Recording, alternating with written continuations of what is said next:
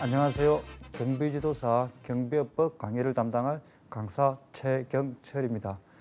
우리 이번에는 첫 시간인데 우리 경비지도사에 대한 강의를 쭉 하게 되겠습니다. 그래서 경비지도사 과목 같은 경우에는 총 과목이 4과목이 있습니다. 경비업법이 있고, 그다음에 경호학이 있고, 그다음에 법학개론, 그다음에 민간경비론 이렇게 4과목이 있는데 제일 중요한 과목이라 할 수 있는 우리 경비업법 과목을 저와 함께 총 10강좌에 거쳐서 이론을 한번 학습해 보도록 하겠습니다.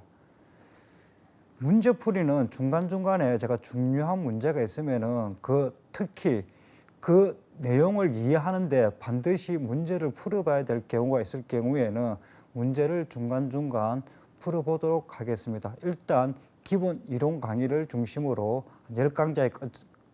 10강좌에 걸쳐서 쭉 강의를 하고 그 다음에 나머지 과목도 담당하시는 교수님들이 다 강의를 해주실 겁니다.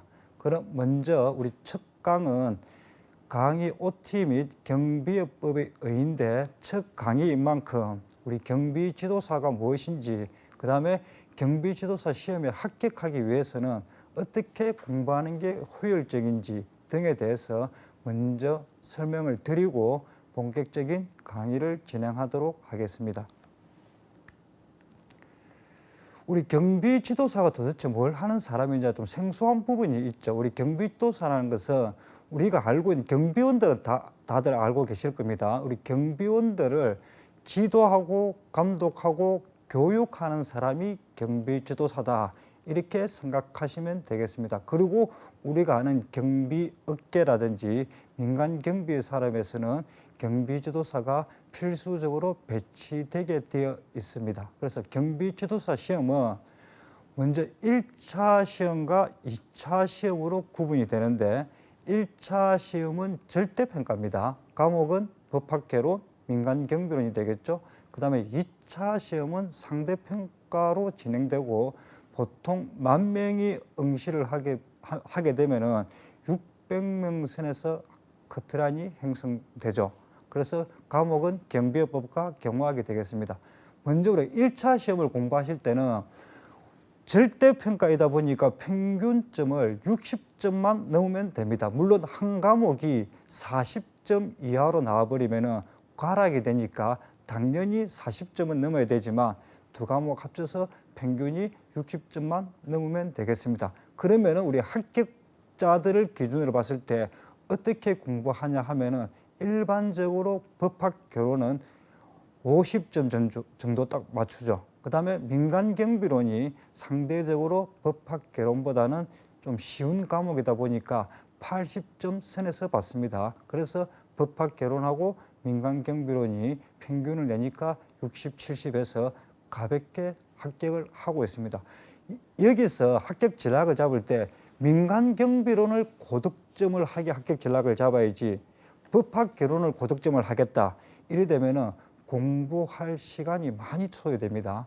왜냐하면은 법학개론은 범위가 상당히 방대하죠. 물론 법학을 전공한 학생들 같은 경우는 오히려 법학개론에서 또 고득점을 할 수가 있죠. 그것은 예외적인 사항이고 일반적으로 봤을 때 두 과목 다 처음 접근한다 할 때는 법학개론보다는 민간경비론이 상대적으로 쉬우니까, 그리고 합격생들도 누구나 민간경비론은 80점 이상 득점하고 있습니다. 그래서 민간경비론에 조금 더 투자하시고 법학개론은 50점 내지 60점 정도에서 점수를 취득하면은 1차 시험은 가볍게 통과할 수가 있습니다. 우리 주위에서 경비지도사 시험에 되게 어렵다는 표현을 많이 하고 있습니다. 근데 실제로 시험 분량이 많다든지 과목 수가 많다든지 시험 자체가 난한 것은 절대 아닙니다. 우리 공인중개사나 주택관리사 유사 자격증을 봐도 그 시험 공부량이 엄청 많습니다. 그런데 우리 경비지도사는 분량이 작음에도 불구하고 합격하기 힘들다는 것은 2차 시험에서 상대평가가 되기 때문이죠. 그래서 2019년도 기준으로 보면은 커트라인이 93.75입니다. 그러면 과목당 2개 틀려야 되죠. 엄청 힘들죠.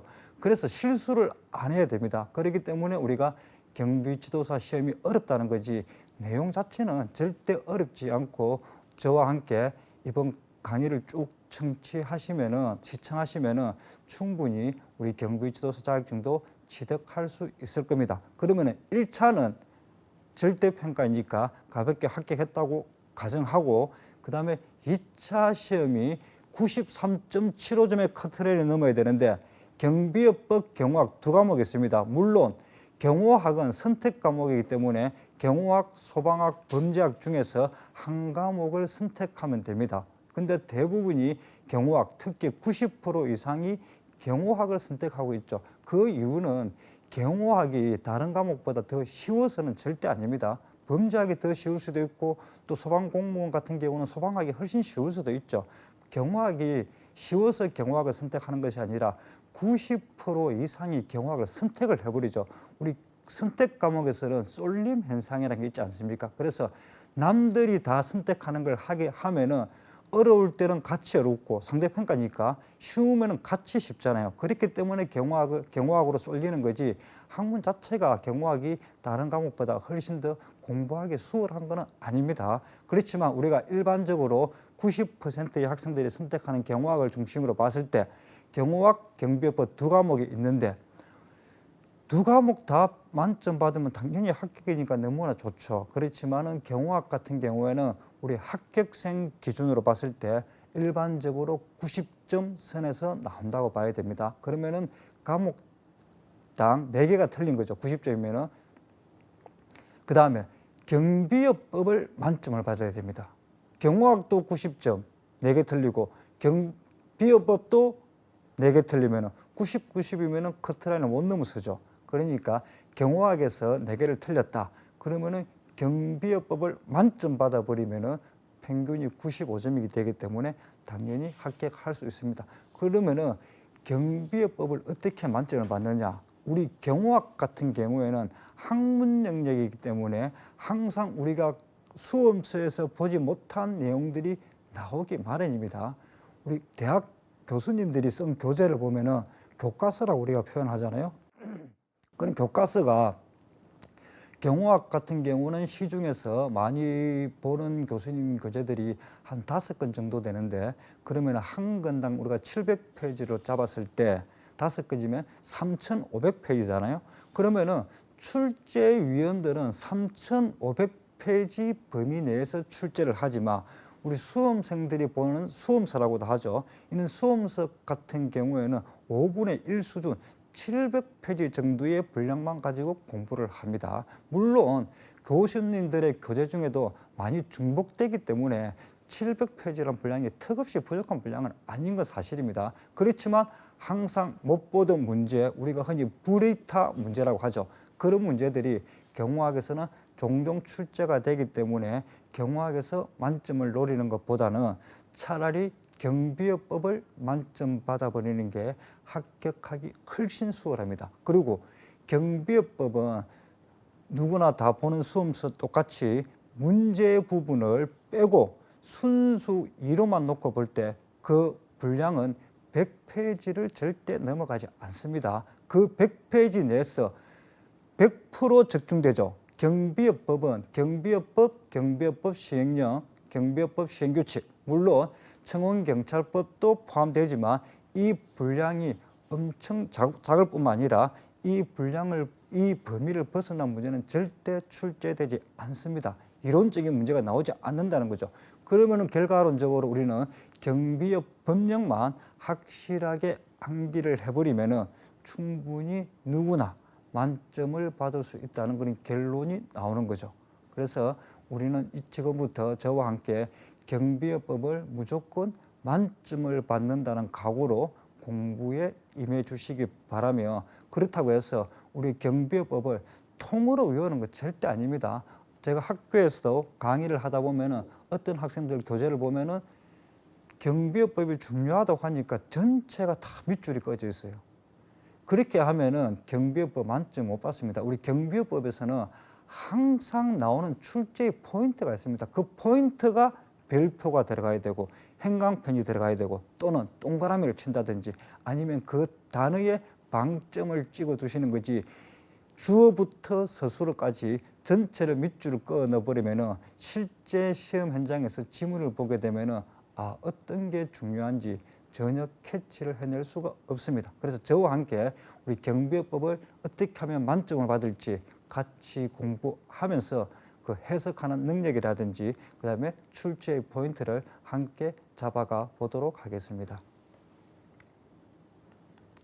그래서 경비법은 출제의 포인트라고 있는데 항상 우리가 경비법을 보실 때 주어라고 하죠. 우리 법에서는 주체 이렇게 주체, 객체 이렇게 이야기하는데 그 어려운 용어 쓸 필요 없이 그냥 주어, 우리 누구나 다 아는 용어잖아요.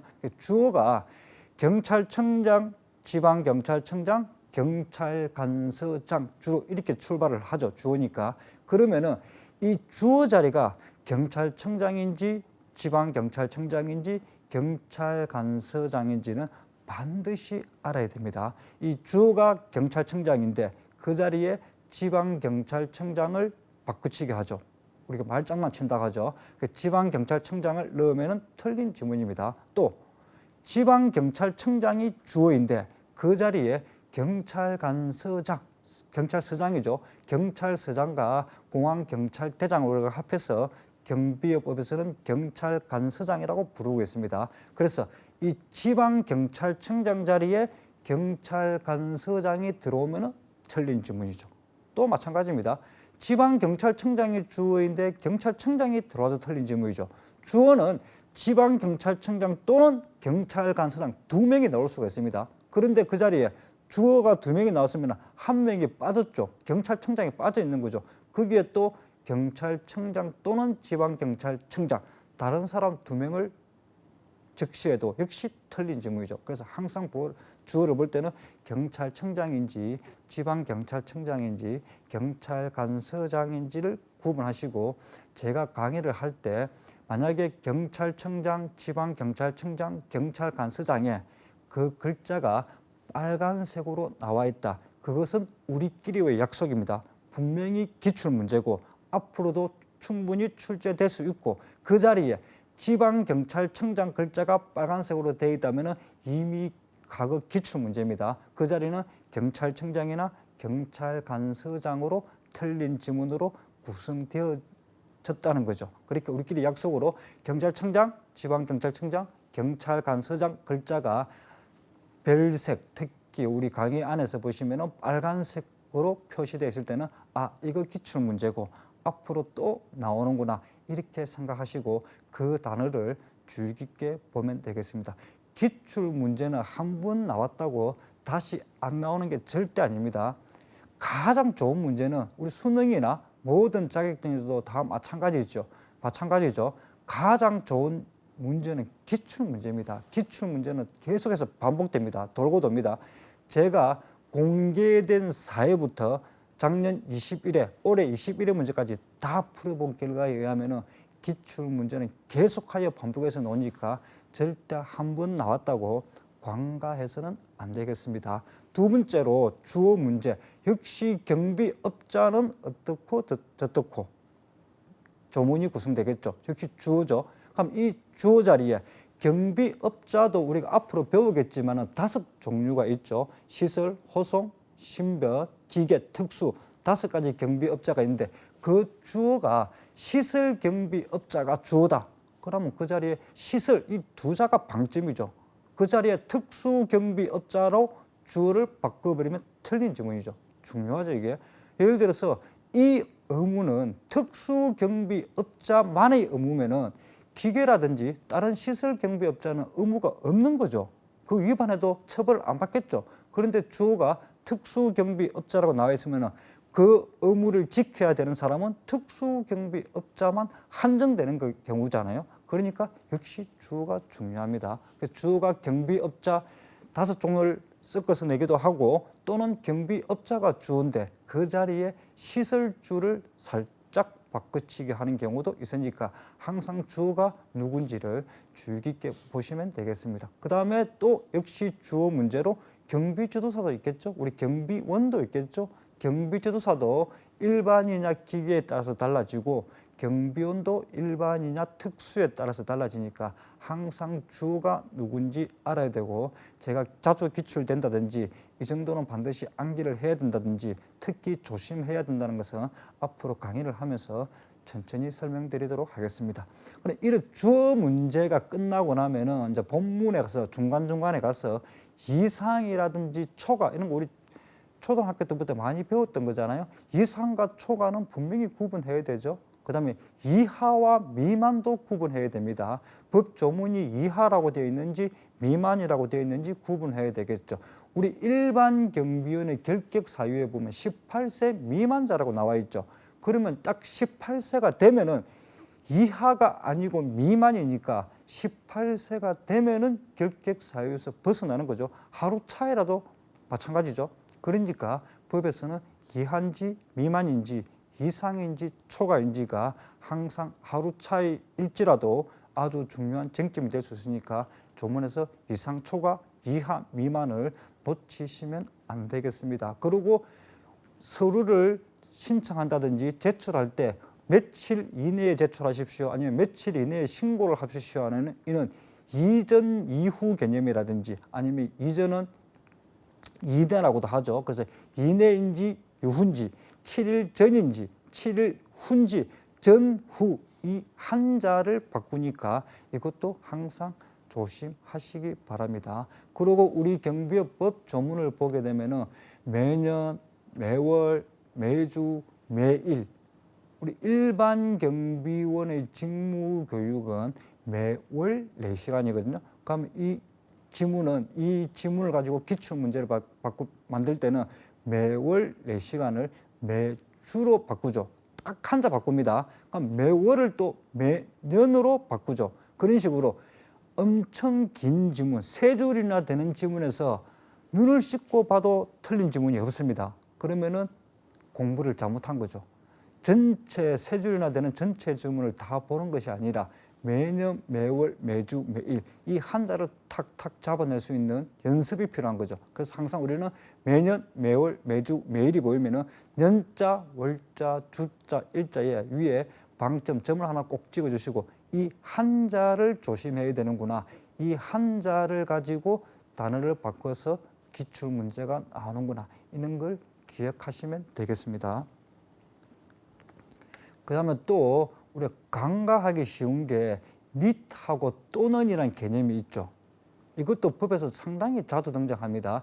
밑을 우리나라 엔더죠, 엔더. 우리나라 말로 풀었으면은 뭐뭐뭐 하고가 되겠죠. 밑이라고 나온 조문도 있고 하고라고 나오는 조문도 있습니다. 그 다음에 또는 영어로 하면 오하죠. 이 또는 개념은 또 풀었으면은 뭐뭐뭐 하거나 이렇게 나오기도 하죠.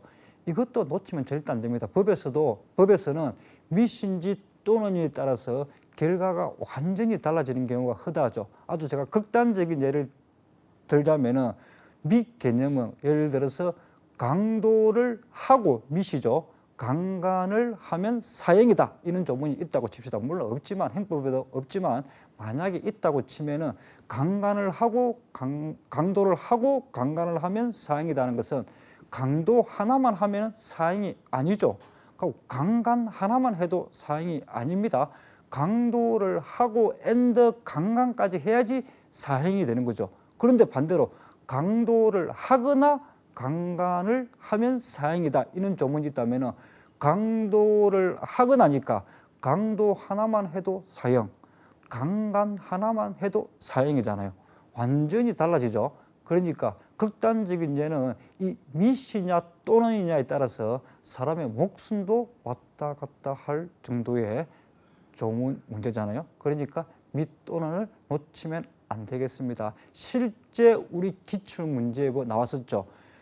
A 서류 및 B 서류를 제출해야 한다가 법 조문입니다. 그래 신청을 받아준다는데 기출 문제에서는 A 서류 또는 B 서류를 제출하여야 한다라고 나왔었죠. 이 지문도 3줄짜리 지문이었는데 눈을 씻고 찾아봐도 틀린 곳이 없습니다. 그런데 우리는 잡아내야죠. 공부한 사람들은. 이 지문은 밑과 또는으로 장난을 쳤구나 하고 아주 쉽게 잡아낼 수 있어야 됩니다. 그런 식으로 및 또는도 간과해서는 안 되는 단어 중에 하나입니다. 그리고 포함이라는 단어가 보이면은 제외라는 단어로 바꾸치기하기 되게 좋죠. 그 다음에 또 포함이냐 제외이냐에 따라서 해석도 달라지기 때문에 우리 포함이나 제외라는 표현이 있으면 이것도 조심해서 보시기 바랍니다. 그 다음에 대통령령 행정안전부령이라는 거 있죠. 우리 경비법은 국회의원들이 국회에서 제정한 게 경비법이고 아주 중요한 내용들, 특히 굵직굵직한 뿌리와 같은 기본이 되는 이런 내용들만 우리 경비법에서 국회의원들이 규정하고 있죠. 그 외에 실무적인 내용, 하위적인 내용은 다 위임을 해버립니다. 그래서 대통령령이라든지 행정안전부령에 위임을 하는데 이 대통령령이 경비법 시행령이죠. 그 다음에 행정안전부령이 경비법 시행규칙이라고 합니다. 이게 헷갈리면 안 됩니다. 대통령령이 경비법 시행령, 행정안전부령이 경비법 시행규칙 이렇게 되겠죠. 청원경찰법도 마찬가지입니다. 청원경찰법이 있으면은 그 하위에 청원경찰법 시행령이 있고 이게 대통령령이죠. 그럼 또 시행령 밑에 청원경찰법 시행규칙이 있습니다. 이게 행정안전부령이죠. 그래서 우리가 조문을 읽을 때 경비법을 쭉쭉 읽어 나가는데 이러이러한 내용은 대통령령에 의한다 이런 표현이 자주 나오죠. 그 대통령령에 의한다라고 조문이 끝이 나버리면은 그 내용이 없는 것이 아니죠. 대통령령에 의한다라고 했으니까 경비법 시행령에 가면 그 내용이 나오죠. 또 어떤 조문을 읽어보니까 이러이러한 경우에는 행정안전부령에 의한다라고 되어 있습니다. 그러면 거기서 끝나고 조문이 없는 게 아니죠. 행정안전부령에 의한다라고 했으니까 경비법 시행규칙에 가면은 그러한 내용들이 자세히 나오게 되는 겁니다. 그래서 우리 경비법이나 경비법 시행령을 공부할 때 대통령령 행정안전부령에 의한다 이런 표현이 많이 나오는데 이 대통령령 행정안전부령 이거 자리도 바꾸치기를 합니다. 이런 문제는 제 개인적으로는 좋아하지 않지만 우리 경비법 같은 경우에는 시험 범위가 워낙 작다 보니까 또 대부분 학생들이 고득점을 하다 보니까 떨어뜨리기 위한 문제를 만들 수밖에 없죠. 그러다 보니까 이런 대통령령 행정안전부령으로 바꾸치기한 문제도 나오는데 이것은 일반적으로 중요한 내용은 주로 총기와 관련된 내용이 중요한 내용이 많잖아요. 총기의 종류 이런 거는 대통령령, 경비법 시행령에 위임하고 그 다음에 좀 장비라든지 이런 게 총기보다 덜 중요한 장비나 장구 같은 경우에는 경비법 시행규칙 행정안전부령에 위임하는 경향이 있습니다. 그리고 아주 세부한 절차적인 것도 행정안전부령에 위임을 하죠. 그래서 대통령령보다 더 하위 규정이 행정안전부령이니까 더 세세하고 실무적인 내용은 행정안전부령, 좀 더 중요한 내용은 대통령령 이렇게 구분을 하는데 이게 딱 떨어지지는 않습니다. 딱 떨어지지는 않으니까 다 외울 필요는 없고 한두 개가 아니고 엄청 많이 있는데 이걸 다 외울 필요 없고 우리가 지금까지 기출되었던 대통령령, 행정안전부령, 말장난친 단어 문제들, 그 다음에 충분히 출제가 예상되는 중요한 단어들 이렇게 몇 개 정도, 한 10개, 15개 정도만 암기를 하시면 되지 우리 경비법, 청원경찰법 통틀어서 대통령령, 행정안전부령을 정확하게 다 외우면 쉽지는 않습니다. 물론 암기력이 너무 좋아서 나는 암기 하나는 자신 있다, 다 외우겠다. 물론 외우면 좋습니다. 외우면 더 만점에 가까워지는 거죠. 그래서 뭐 외워도 좋지만은 그렇게 외우기가 쉽지 않습니다. 이게 그러니까 제가 강의할 때 이 대통령령 행정안전부령은 구별해야 되겠습니다라고 빨간색 깔로 표기를 해둔 단어 같은 경우는 그 자리에서 암기를 하도록 하겠습니다. 암기도 물론 이해를 바탕으로 암기를 해야 됩니다. 그냥 암기하면 잘 안 외워지죠. 그다음에 허가와 신고도 허가를 받아야 한다면 반드시 허가를 받아야 되고 신고를 해야 한다면 반드시 신고를 해야 됩니다. 이 허가 자리에 신고가 들어오면 틀린 거고 신고 자리에 허가가 들어오면 틀리죠. 허가가 뭔지 신고가 뭔지 우리는 알 필요 없습니다. 허가가 뭔지 신고가 뭔지는 행정법 영역이죠. 아니면 법학개론에서 배우는 거죠. 우리는 허가가 뭔지 신고가 뭔지 몰라도 경비법에서 허가라고 하면 반드시 그 자리는 허가가 들어와야 되고 신고라면 신고가 들어와야 된다는 걸 기억하시면 됩니다. 물론 허가 같은 경우에는 경찰 간서장의 재량이 있다 보니까 허가를 해줄 수도 있고 허가를 안 해주는 불허가하는 경우도 있지만 신고 같은 경우는 거의 기속재량이라고 해서 다 받아줍니다. 거의 다. 그래서 그런 차이점은 있지만 이런 내용들은 행정법 영역에서 배우는 거고 우리는 허가는 반드시 허가라는 단어가 들어와야 되고 신고는 신고라는 단어가 들어와야 됩니다. 그리고 마지막 여기까지 한 다음에 마지막에 서술어죠. 이제 할 수 있다와 하여야 한다는 서술어가 등장합니다. 할 수 있다란 것은 해도 되고 안 해도 되는 거죠. 근데 하여야 한다는 반드시 해야 되는 경우잖아요. 이것도 완전히 다릅니다. 그래서 서술어가 할 수 있단지 하여야 한단지도 구분해야 되죠. 우리 기출문제도 나오기도 했지만은 또 예를 들어볼까요? 제가 극단적인 예를 들어서 강도를 하면 사형에 처하여야 한다 나오죠. 서술어가. 그러면은 강도만 하면 무조건 사형이다. 죽는 거죠. 근데 강도를 하면 사형에 처할 수 있다는 조문이 있다고 치면은 강도를 했을 경우에 사형을 당할 수도 있지만 판사 절항에 따라서 징역을 살릴 수도 있겠죠. 그러니까 서술어가 할 수 있다냐 하여야 한다냐에 따라서 완전히 결과가 달라지니까 이것도 조심해야 됩니다. 우리 경비업법 관련해서는 A라는 행위를 했을 경우에는 취소를 하여야 한다는 조문이 있죠. 그러면 이 A 행위를 하면은 반드시 허가 취소죠. 그런데 B라는 행위를 하면은 허가를 취소할 수 있다라는 규정이 있는데 이러한 규정 같은 경우는 허가를 취소할 수도 있지만 경찰청의 재량에 의해서 영업 정지를 내릴 수도 있겠죠. 그러니까 할 수 있다와 하여야 한다도 완전히 결과가 달라지니까 우리가 마지막 서술어까지 기억을 하셔야지 이 조문을 완전히 이해하고 어떻게 출제되더라도 다 맞출 수 있는 겁니다. 이런 단어들을 조심하는 게 우리 경비업법을 고득점하는 방법입니다. 그리고 마지막으로 숫자 있죠. 숫자. 우리 경비업법, 청원경찰법 쭉 보시면 아주 많은 숫자들이 등장합니다. 이 숫자들은 무조건 안겨야 됩니다. 많지 않지는 않죠. 많죠. 많은데 지금까지 경비업법, 청원경찰법에 나오는 숫자가 출제 안 된 숫자는 한 개도 없습니다. 다 나왔습니다. 3년이면 5년, 15일이면 7일. 왜 숫자 문제가 이렇게 많이 나오냐면은 우리 법과목에서 항상 정답 논란 시비가 붙잖아요. 그는 정답 시비가 안 붙는 가장 명확한 문제가 뭡니까? 숫자죠. 숫자는 30일을 10일로 바꿔버리면 확실하게 틀린 지문이 돼버리잖아요. 정답 시비가 없습니다. 출제하기가 아주 쉽죠. 명쾌하고. 그러다 보니까 숫자 문제가 많이 나오므로 숫자가 보이는 순간 그 숫자는 무조건 동그라미를 쳐야 되겠죠. 우리 각자 가지고 계신 교재에서 숫자가 보이면 그 숫자만 동그라미 치면 됩니다. 숫자 바꿔치기도 하고 또 숫자 가로넣기도 나옵니다. 그러니까 숫자는 무조건 동그라미 치고 암기를 해야 된다. 이렇게 하면 우리가 경비업법에 나오는 출제의 패턴, 방향 다 점검한 거죠. 물론 이 외에도 또 세세하게 나올 수 있는 부분이 있습니다. 그렇지만 우리가 전체적인 흐름을 봤을 때 이런 패턴이 가장 많이 출제되는구나. 그걸 제가 설명을 드렸으니까 이런 출제의 포인트를 알고 법조문을 읽어가면은 훨씬 이해도 잘 될 뿐더러 실제 시험 현장에서도 함정에 빠지지 않게 되겠습니다. 그 다음에 경비업법 적용 범위라고 있는데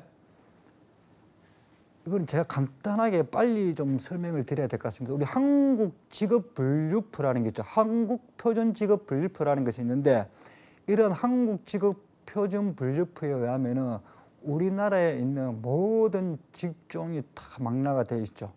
그래서 다 분류를 해두고 있습니다. 대분류, 중분류, 소분류 이렇게 분류를 하고 있는데 가장 큰 부분은 서비스 종사자, 단순 노무 종사자, 물론 서비스 종사자, 단순 노무 종사자 외에도 뭐 생산직이라든지 영업직이라든지 많은 종사자들이 있겠죠.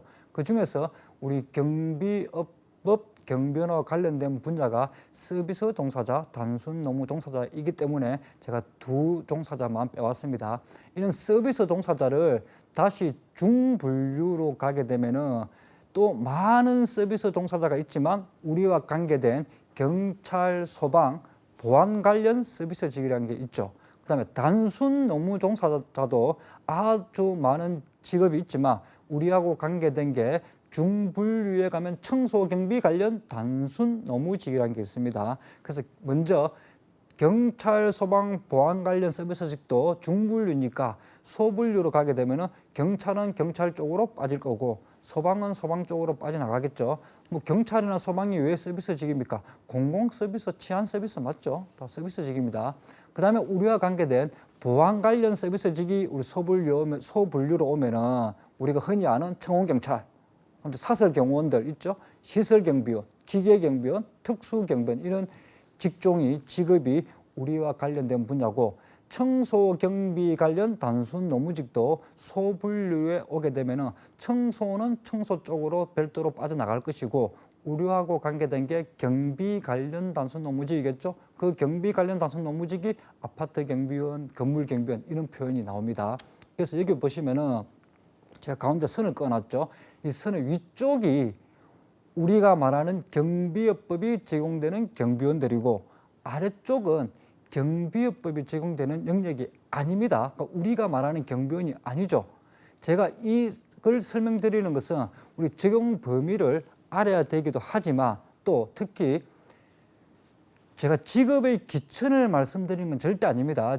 그건 오해 없으시기 바랍니다. 직업의 기천을 말씀드리는 게 아니라 기천은 없습니다. 근데 다르다는 겁니다. 다르다는 거. 우리 위쪽, 선 위쪽을 보면은 경비업법이 제공되는데 시설경비원의 경우에 이 시설이 만약에 주거시설이면은 아파트 경비원하고 거의 유사하죠 하는 일이 구분이 잘 안 됩니다. 그래서 여기서 일반인들이 헷갈리는 거죠. 시설경비원은 뭐고 아파트 경비원은 뭐냐 이렇게 생각하시는데 완전 다른 개념입니다. 예를 들어서 우리가 한 동짜리 아파트를 생각해 봅시다. 여러 동이 있으면 다세대가 아니고 아파트 단지 같은 경우에는 또 주택관리업자한테 위임하고 하면은 또 더 복잡해지니까 우리 간단하게 한 동짜리 아파트가 있다고 할 때 그 아파트에도 경비원이 필요하겠죠. 그러면은 그 아파트 동 대표가 그 동의 대표겠죠. 그 대표가 경비원을 뽑고자 할 때 어떻게 하겠습니까? 벼룩시장에 구인 광고를 낸다든지 아니면 우리 컴퓨터 자코리아에 또 뭐 구인 광고를 올린다든지 아니면 아는 사람을 통해서 아르마리로 하든지 간에 경비원 모집을 하겠죠. 그러면은 아파트 경비원을 하고 싶은 사람이 찾아갑니다. 동대표를 찾아가서 제가 이 아파트 경비원을 하겠습니다라고 계약을 체결하겠죠. 그 계약이 뭡니까? 고용 계약이죠. 그래서 우리 이 가운데 선에서 밑에 영역이죠. 단순 노무 종사자 쪽에서는 고용 계약을 아파트 경비원을 하고자 하는 사람과 동대표 간에 고용 계약을 체결합니다. 그러면은 이 동대표 같은 경우에는 우리 아파트는요 경비 업무는 당연히 좀 해줘야 되고요. 그 다음에 재활용 분리수거도 좀 해주시고 택배도 좀 해주시고 조경도 좀 해주시고 그다음에 주차 관리도 좀 해주세요. 이렇게 많은 일을 시키죠. 우리가 이걸 통틀어서 잡무라고 하는데 이런 잡무도 해주라고 부탁을 합니다. 그러면은 이 아파트 경비를 하러 온 분이 저는 경비원을 뽑는다고 해서 왔지 이는 잡무를 하러 온 거 아닌데요. 그러면은 계약을 안 하면 되죠. 사적 자치죠. 고용 계약은. 반면에 이 아파트 경비원이 저는 경비만 한다고 해서 왔는데 이는 업무를 시키니까 저는 물론 시키니까 하기 싫지만 그래도 제가 이거 다 해드리겠습니다. 그 대신 월급 많이 주세요. 이렇게 계약하면 되죠. 그래서 많은 돈 받고 또 그런 잘못 다 해주면 됩니다. 아무런 문제 없죠. 절대 경비업법이 개입을 하지 않습니다. 여기서는. 그런데 우리 아파트 경비원 같은 경우에는 우리 민간 경비론에서 배우죠. 자체 경비라고 하죠. 자체 경비. 그래서 이 동대표가 아파트 경비원을 다 관리를 해야 되죠. 출퇴근도 관리해야 되고 임금도 관리해야 되고 배치도 관리하고 다 관리를 하면은 힘들죠. 어렵고. 그 다음에 또 좀 극단적인 예를 들면은 우리 아파트 경비원 같은 경우는 범죄 경력조회도 하기 힘들죠. 그러니까 이 사람이 과거에 전과자인지 아닌지 알 수도 없습니다. 뭐 전과가 10범이었다. 그런데 지금 이제 일을 해야 되니까 우리 아파트 와서 경비원을 하고 있다. 그러면 우리 동대표 입장에서 상당히 불안하잖아요. 우리 동네에 애들이 왔다 갔다 하는데 전혀 모르고 아파트 경비원이라고 뽑았는데 그 사람이 전과, 물론 전과 10범이라고 다 재범을 하는 건 아니지만 그 전과자는 겁이 나죠. 그러다 보니까 이 아파트 동대표 입장에서는 가능하면은 우리 위에 시설경비원을 설하는 경향이 있습니다. 시설경비원은 우리 앞에도 나중에 배우겠지만은 먼저 시설경비원이 되기 위해서는 범죄 경력 조회하죠. 결격 사유에 해당하면은 전과자가 해당하면은 일단 못하죠. 물론 기간은 제한이 있지만 그 다음에 신인 교육 받죠. 그 다음에 매월 4시간씩 직무 교육 받습니다. 그래서 경비 지도사가 지도 감독 교육하죠. 그럼 관할 경찰관서장의 감독도 받죠. 배치 신고가 들어오니까. 그러다 보니까 이 아파트 경비원보다는 시설 경비원이 더 안전하다는 생각에 또 관리할 필요가 없죠. 시설 경비원을 더 선호합니다. 그렇다고 해서 이 동대표가 시설 경비원을 직접 찾아가서 우리하고 고용계약 체결해서 우리 경비원 해주세요. 할 수 있습니까? 못합니다. 시설 경비원은 시설 경비원 위에 누가 있습니까? 경비, 시설 경비업자라는 사장이 있죠. 그 시설 경비업체 소속 직원이 시설 경비원이잖아요. 그러니까 이 동대표는 시설 경비원을 직접 찾아가서 계약할 수 있는 것이 아니라 시설 경비업자를 찾아가야 되죠. 업자를 찾아가서 우리 아파트에 경비원을 배치해 주세요. 이렇게 하는 거죠. 이게 뭡니까? 도급 계약입니다. 우리 밑에서는 아파트 경비원 같은 경우는 고용 계약이었죠. 이 시설 경비업자를 찾아가서 시설 경비원을 배치해 주세요 하는 것은 도급 계약입니다. 경비원하고 직접 계약할 수 있는 게 아니라 경비업자하고 동대표하고 계약하는 거죠. 그러면은 이 동대표는 경비업자한테 뭐라고 하겠습니까? 아, 우리 아파트에 경비원을 좀 배치해 주시되 우리 아파트는 경비 업무만 하는 것이 아니고 조경도 좀 해줘야 되고요. 택배도 해줘야 되고요. 재활용 분리수거도 해줘야 되고요. 주차장 관리도 좀 해주세요. 이렇게 합니다. 그러면은 이 시설 경비업자는 뭐라고 해야 됩니까? 노죠, 노. 안 됩니다. 안 됩니다. 경비업법상 우리 시설 경비원들은 허가받은 경비 업무 외의 업무에 경비원을 종사하게 하여서는 안 되죠. 그런데 만약에 허가받은 경비 업무 외의 업무에 경비원을 종사한다. 재활용 분리수거에 경비원한테 그런 업무를 시켰다. 허가 취소입니다. 그래서 A라는 경비업자는 안 됩니다라고 해야 되는데 그러면은 이 동대표가 A 경비업자하고 계약하겠습니까? 안 하죠. B 경비업자 찾아가 버리죠. B 경비업자 찾아가서 똑같이 예약합니다. 우리 이런 경비 업무하고 잡무도 좀 같이 해주세요 하면은 B 경비업자는 해준다고 해버리죠. A 경비업자는 법대로 하니까 안 한다고 했는데 B 경비업자는 유도리를 발휘해서 해준다고 해버립니다. 그러면은 실제로도 하고 있는 경우가 많죠. 법과 현실이 괴리죠.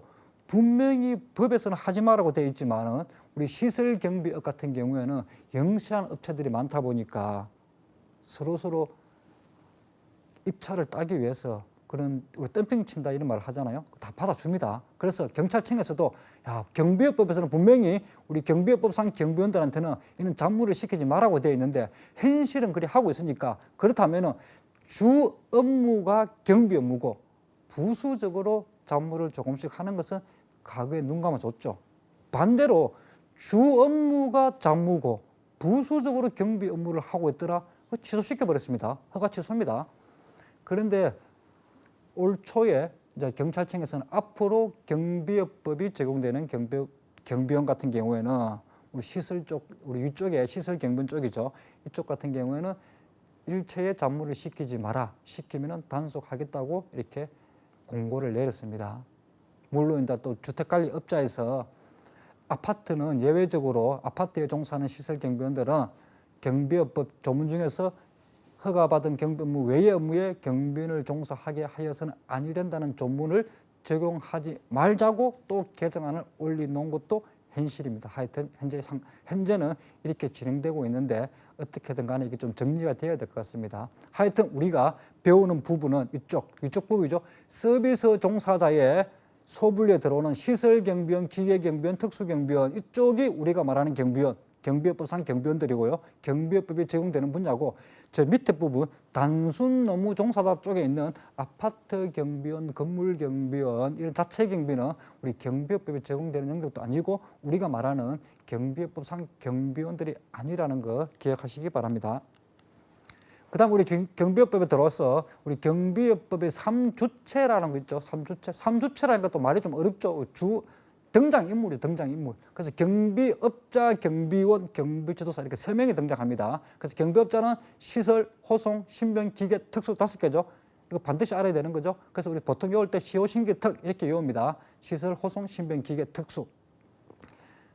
우리 이 글자 한자씩을 따서 외우는 걸 우리가 두문자 암기법이라고 하잖아요. 그래서 시호, 신기, 특 이렇게 하는데 저는 개인적으로 두문자를 많이 따지는 않습니다. 많이 따지는 않고 이 정도는 정말 외우기가 힘드니까 두문자를 따서 외우기도 하는데 두문자 따는 걸 너무 좋아하지 마십시오. 너무 많이 따버리면 나중에는 두문자는 기억이 나는데 이 두문자가 어디 두문자인지 헷갈리기 시작하죠. 그러니까 너무 두문자 따는 거 좋아하지 마시고 뭐 시호신기특도 이렇게 많이 하지만 그냥 이거 두문자 안 따도 당연히 그냥 시설, 호송, 신변, 기계, 특도 당연히 아는 거죠. 그래서 이거 하고 5종의 경비업자가 있고 경비원은 일반 경비원과 특수 경비원이 있죠. 그 다음에 경비지도사는 일반 경비지도사와 특수 경비지도사가 있으면 참 외우기 쉬울 건데 기계 경비지도사가 있습니다. 경비원은 일반과 특수로 구분되는데 경비지도사는 일반과 기계로 구분되죠. 그래서 이거 조심하시기 바라고. 그러면은 일반 경비원은 누구냐? 시설, 호송, 신변, 기계 경비 업무에 종사하는 경비원들이 일반 경비원입니다. 시설, 호송, 신변, 기계에 종사하는 경비원들이 일반 경비원이고 특수 경비 업무에 종사하는 경비원만 특수 경비원이 되겠습니다. 그 다음에 일반 경비 지도사는 어떤 사람이냐? 먼저 일반 경비원, 특수 경비원 모두를 지도, 감독, 교육하는 사람이 일반 경비 지도사라고 생각하면 됩니다. 특수 경비원을 지도, 감독, 교육하는 사람도 일반 경비 지도사지 특수 경비 지도사라는 건 없습니다. 그러니까 특수 경비원을 지도, 감독, 교육하는 사람도 일반 경비 지도사다 생각하시고 그러면 기계 경비 지도사는 누구를 지도, 감독, 교육하냐면은 이 중에서 딱 한 개죠. 기계 경비 업무에 종사하는 일반 경비원만 기계 경비 지도사의 지도, 감독, 교육을 받는 겁니다. 그러니까 구분이 되죠. 기계 경비 지도사란 기계 경비 업무에 종사하는 일반 경비원을 지도, 감독, 교육하는 사람이고 시설, 호송, 신변, 특수 경비 업무에 종사하는 일반 경비원하고 특수 경비원은 일반 경비 지도사가 지도, 감독, 교육하는 겁니다. 그런 상식 문제인데 상식이 아니죠. 최고난도 문제야죠. 제가 방금 시호신기특 이렇게 시호신기특은 워낙 유명한 두문자니까 누구나 다 하지만 많은 두문자를 따지 말라는 이유 중에 하나가 제가 이 문제를 한번 내본 거죠. 다음 중 서울 지하철 2호선역이 아닌 것은 이거 두문자로 외울 수 있는 게 아니죠. 만약에 우리가 지하철 공사에 이런 문제가 나오진 않겠지만 우리 지하철 공사에 시험을 치는데 지하철 2호선을 물어본다. 어떻게 하겠습니까? 이거 다 두문자 따서 외우겠습니까? 못 외웁니다. 그러면은 이 지하철 2호선을 타지 않는 분들은 이 문제는 정말 어려운 문제죠. 신도림역, 신대방역, 신대림역 다 신자이기 때문에 앞머리 딸 수도 없습니다. 진짜 고난이도 문제죠. 그렇지만 지하철 2호선을 타고 다니는 분들은 이 문제 너무 쉬운 문제입니다. 정답이 뭡니까? 3번이죠. 신대림역 없습니다. 신도림역은 있죠. 근데 대림역은 2호선에 있습니다. 신대림역은 없습니다. 아니 이렇게 어려운 문제를 어떻게 알았습니까? 2호선 타고 다니시는 분들은 아침 저녁으로 매일 보는 거죠. 워낙 많이 보다 보니까 저절로 아는 거잖아요. 저절로 아는 거. 암기하는 게 아니죠. 우리 경비업법 앞으로 공부하는 것도 마찬가지입니다. 억지로 암기할 필요 없습니다.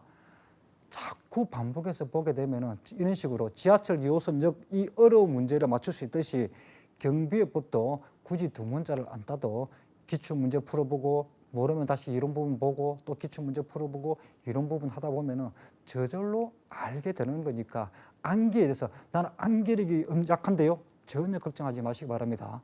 저와 함께 하면은 암기력 약하는 거 전혀 문제 안 되고 충분히 고득점을 할 수 있습니다. 그래서 먼저 경비업법 연역 및 목적으로 첫 수업을 들어가는데 저는 이 강의 안을 그 요약한 그런 서브노트식으로 하지 않았습니다. 왜냐하면은 서브노트식으로 강의를 하면은 제가 설명드리고자 하는 그 단어들을 정확하게 캐치해내기 힘들거든요. 제가 출제의 포인트를 말씀드렸잖아요. 그래서 쭉 전체 지문을 보고 이 지문을 보면서 다가 중요한 게 아니고 특정 단어들 이런 게 중요하기 때문에 이런 걸 좀 보자고 해서 이렇게 전체를 다 썼는데 이 강의 안은 제가 그 경비지도사 협회 공식 교재입니다. 타겟 경비업법 그 책을 제가 양해를 구하고 올린 거니까 이 책이 없어도 상관없습니다. 그냥 자기가 보시는 책, 제가 경비업법은 아무 책이나 봐도 된다 했잖아요. 어떤 책이든 다 100% 집중하니까 그 책 보면서 해당 부분 찾아가서 보시면 됩니다. 그래서 경비업법 연역 및 목적에서 우리 연역은 시험 나오는 건 아닌데 제가 이 사전 설명을 드려야지 경비업법을 이해하기 수월하기 때문에 먼저 드립니다. 76년도에 용역경비업법이 제정됐죠. 우리 법률명이 용역경비업법이었습니다. 그런데 99년도 7차 개정 시 법 이름을 바꿔버립니다. 경비업법이라고 바꿔버렸죠. 왜 용역경비업법을 경비업법으로 법 이름을 바꿨느냐? 아무런 이유가 없습니다. 용역은 우리 아웃소싱이죠. 전혀 나쁜 표현이 아닙니다. 용역이 다른 법률에서 자주 등장하고 있죠. 그럼에도 불구하고 용역경비업법에서 용역을 떼버리고 경비업법이라고 규정한 이유는 이 용역이라는 단어가 다른 단어들하고 결합을 할 때는 아무런 문제가 없는데 딱 용역이 경비하고만 합쳐졌다 하면은 어떤 느낌이 납니까? 용역 경비 같은 개념, 용역 깡패 이렇죠. 그래서 용역이 경비하고만 결합이 되어버리면은 부정적인 의미가 너무 강하다 이래서 용역을 떼버리죠. 용역 자체가 나쁜 것이 아닌데. 그리고 우리 경비업법의 흑역사죠. 우리 경비업법, 우리 선배 경비원분들이 용역 깡패 행위를 실제로 많이 했습니다. 뭐 다 그렇지는 않지만 그러다 보니까 그런 부정적인 의미를 지우기 위해서 용역을 떼버렸다. 그래서 우리 경비업법 전반에 흐르는 정신은 폭력, 용역 깡패를 방지하는 폭력과의 전쟁이라도 과언이 아닙니다. 그래서 경비업법 전반에 흐르는 정신은 폭력과의 전쟁이구나, 폭력을 배제하기 위한 규정이구나 이렇게 생각하면은 이해하기 훨씬 수월할 겁니다. 제가 강의를 하면서 이런 조문이 폭력을 배제하기 위해서 만든 조문 맞죠 하면은 다 맞을 겁니다. 그리 이해하기 훨씬 수월하죠. 그래서 그걸 아시고 제가 그것 때문에 연역을 설명드리는 겁니다. 그리고 경비법 목적 시험에 나오지 않겠지만 이 법은 경비업의 육성 및 발전과 그 체계적 관리에 필요한 사항을 정함으로써 경비업의 건전한 운영에 이바지함을 목적으로 한다 되어 있죠. 내가 경비업법을 공부해봤는데 우리 목적에서는 경비업의 육성과 발전을 하고 건전한 운영에 이바지함을 목적이라고 했는데 실제 경비업법 보십시오. 육성과 발전 관련된 조문이 있습니까? 없습니다. 의무 규정, 제한하고 벌칙 가하고 행정처분 때리고 다 이런 조문밖에 없죠.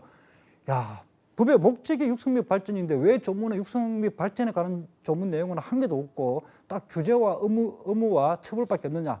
그 이유는 제가 방금 또 설명드렸죠. 용역 깡패, 그 배제죠. 그래서 경비업은 이 용역 폭력을 방지하기 위해서 규제하고 의무 가하고 처벌하고 이렇게 하는 겁니다. 그렇게 하다 보면은 이런 용역 깡패 업체들이 사라지게 되겠죠. 그러면은 자연스럽게 건전한 경비업이 발전할 수밖에 없죠. 그런 취지가 이게 담겨 있다고 생각하면 됩니다. 그래서 실제로는 처벌 규정과 의무 규정이지만 그렇게 함으로써 우리 용역 깡패 경비업체가 없어지고 건전한 경비업체가 육성되고 발전된다는 그런 취지라고 생각하시면 되겠습니다. 그래서 경비업의 의 및 종류에서 먼저 경비업의 의겠죠. 우리 경비업이라 하면은 경비 업무에 5종류가 있었죠. 전부 또는 일부를 도급받아 행하는 역을 말한다. 고용 아니라 했죠. 제가 앞에도 설명했잖아요. 도급 계약을 했죠. 경비업은 도급받아 행하는 역을 말한다니까 이 도급 자리에 위임받아 X입니다. 위탁받아 행하는 영업 X입니다. 반드시 이 자리는 도급이 들어가야 되죠. 그래서 경비업이라 하면은 경비 업무 전부 또는 일부, 전부를 다 할 수도 있고 5종 다 할 수도 있습니다. 아무튼 일부 2개만 할 수도 있죠. 시설이나 특수만 할 수도 있고 전부 또는 일부를 도급받아, 위임, 위탁 아니고 도급 이 단어를 기억하시면 되겠죠. 받아 행하는 영업이 우리가 경비업이라고 하는 것입니다. 그럼 경비 업무의 종류가 나왔죠. 우리 앞에서 시효신기특, 시효신기특 이렇게 외우자겠죠. 그래서 먼저 시설 경비 업무, 경비를 필요로 하는 시설 및 장소, 경비를 필요로 하는 시설 및 장소, 이걸 경비 대상 시설이라고 하죠. 이 방송국 건물, 이 방송국 건물에 우리가 경비를 세운다면 이 건물이 경비 대상 시설이겠죠. 물론 지금도 경비를 하고 있죠. 이 건물도. 그래서 경비를 필요로 하는 시설 및 장소를 우리가 간단하게 경비 대상 시설이라고도 하고 풀어서 경비를 필요로 하는 시설 및 장소라고 합니다. 이는 경비 대상 시설에서 도난, 화재, 그 밖에 혼잡 등으로 인한 위험 발생을 방지하는 업무를 우리가 시설 경비 업무라 한다. 도난, 화재, 혼잡 정도 기억하시면 되겠죠. 혼잡에서 여기서 혼잡이 등장하다 보니까 우리나라에 혼잡 경비가 있지 않았냐 이렇게 착각하면 안 됩니다.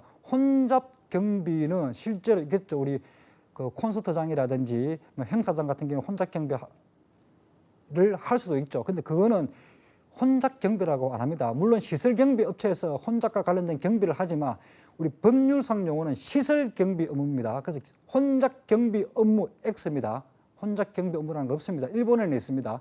우리나라는 실제로 혼잡 경비를 시설 경비 업무에서 하고 있는 거지 혼잡 경비라는 법률적 용어는 없으니까 그거 좀 조심하시기 바랍니다. 그 다음에 두 번째가 호송 경비 업무죠. 호송 경비 업무는 운반 중이죠. 보관 중에 있는 거라든지 경비 대상 시설에 있는 이 건물에 있는 현금을 지키는 것은 시설 경비죠. 운반 중이죠. 운반 중에 있는 현금, 유가증권, 기금속, 상품, 그 밖에 물건입니다. 호송 경비의 대상은 물건이죠. 절대 사람이 들어가면 안 되죠. 우리 그 법무부에 보면은 제수들 호송차량 이렇게 하잖아요. 그 호송차량은 사람들 타고 있지만 그거 우리가 말하는 호송하고 다른 개념입니다. 우리 경비업법에서 말하는 호송은 반드시 물건입니다. 물건. 운반 중에 있는 현금, 유가증권, 기금속, 상품 이런 걸 밑줄 치면 안 되겠죠. 이런 거 시험 문제 관계없습니다. 그 밖에 물건이 중요하죠. 물건에 대하여 도난, 화재, 위험 발생을 방지하는 업무가 호송 경비 업무가 되겠죠. 그럼 신변보호 업무, 우리 쉽게 말하면 사경호죠. 우리 공경호, 사경호 구분할 때 공경호는 경찰이라든지 대통령 경호처 경호원들이면은 우리 일반 사기업체에서 하는 경호원들, 경호를 우리 사경호라고 하지만 그 사경호도 경호학에서는 그런 강학상 사경호라는 표현을 쓰지만 우리 경비업법에서 정확한 법률적인 용어는 신변보호입니다. 신변보호. 그래서 신변보호 업무가 우리가 알고 있는 사경호라고 생각하면 되겠죠. 사람의 생명이나 신체죠. 여기는 물건이 등장하지 않습니다. 신변보호는 사람의 생명이나 신체에 대한 위해 발생을 방지하고 그 신변을 보호하는 업무를 이야기하는 거지 사람의 생명이나 신체 또는 재산에 대한 X입니다. 그렇죠.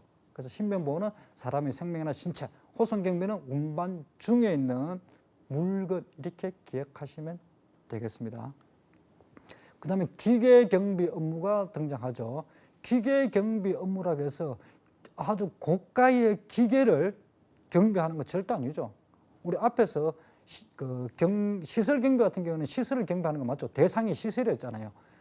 호송은 사람이고, 근데 기계 경비는 고가의 기계를 경비하는 게 아닙니다. 기계 경비 업무란 경비 대상 시설에 설치한 기기에 의하여 감지 송신된 정보를 그 경비 대상 시설 외가 제일 중요하죠. 외자 한자죠, 한자. 외의 장소에 설치한 관제 시설의 기기로 수신하여 도난, 화재 등 위험 발생을 방지하는 업무를 말한다. 우리 일반적으로 이 방송국 건물 같은 경우도 아주 많은 기계가 설치되어 있습니다. CCTV라든지 적외선 감지기라든지 특히 출입할 때도 함부로 출입 못하게 다 기계 장치화되어 있죠. 그 아주 첨단 기계로 된 건물이지만 그렇다고 해서 그게 기계 경비 업무가 아닙니다. 기계 경비 업무이냐 아니냐의 구분을 하는 것은 관제 시설이 경비 대상 시설 안에 있느냐 밖에 있느냐 차이죠. 그래서 이 방송국 건물 1층에 경비실에 관제 시설이 있다. 그거는 기계 경비 업무가 아니고 시설 경비입니다. 기계 경비 업무는 반드시 경비 대상 시설 외의 장소에 관제실이 있는 것이 기계 경비 업무죠. 우리 대표적으로 S1이라든지 캡스라든지 KT텔레캅 이런 기업들이 다 기계 경비 업무죠. 그거 다 관제 시설이 경비 대상 시설 외에 있잖아요. 그렇게 기억하시면 되겠습니다. 그다음 마지막으로 특수 경비 업무죠. 특수 경비 업무는 공항 등 대통령령이 정하는 국가 중요 시설 나오죠. 대통령령 경비업법에서 특수 경비 업무를 설명하면서 대통령령이 정하는 이렇게 표현이 나와 있죠. 대통령령 이렇게 하면은 경비업법 시행령에서 더 자세하게 나온다고 했습니다. 그래서 대통령령이 정하는 국가 중요 시설의 경비 및 도난 화재, 그 밖에 위험 발생을 방지하는 업무가 특수 경비 업무인데, 그럼 도대체 대통령령이 정하는 국가 중요 시설이 뭐냐 하면은 동그라미 2번에 보시면은 경비업법 시행령에 구체적으로 나와 있죠. 대통령령이 정하는 국가 중요 시설이라 하면 공항, 항만, 원자력 발전소 이런 게 밑줄 치는 거 아닙니다. 등의 시설 중에 국가정보원장이 지정하는 국가보안 목표 시설하고 통합방위법 규정에 의하여 국방부 장관이 지정하는 국가 중요 시설을 말한다. 이 빨간 글자를 정확하게 기억해야 됩니다. 국가정보원장이 지정하는 게 국가보안 목표 시설이지 경찰청장이 지정하는 거 아니죠. 그럼 국방부 장관이 지정하는 게 국가 중요 시설이지 행정안전부 장관이 지정하는 국가 중요 시설 역시 X입니다. 국가정보원장하고 국가보안 목표 시설하고 연결돼야 되고, 국방부 장관하고 국가 중요 시설하고 연결돼야 되고, 국방부 장관하고 국가보안 목표 시설하고 연결돼도 역시 틀렸죠. 그러니까 정확하게 기억하십시오. 국가정보원장 보자가 있으니까 국가보안 목표 시설 보자 보이죠. 이렇게 두 개가 연결되고 국방부 장관은 국가 중요 시설에 연결된다. 출제의 포인트는 이런 데 있으니까 이걸 제대로 기억하시기 바랍니다. 이번 시간에는 우리 경비 업무 종류에 대해서 설명을 했습니다. 우리 다음 시간에는 경비업 허가라든지 그 다음에 의무라든지 여기에 대해서 좀 더 자세하게 설명을 하면서 학습하도록 하겠습니다. 예, 수고하셨습니다.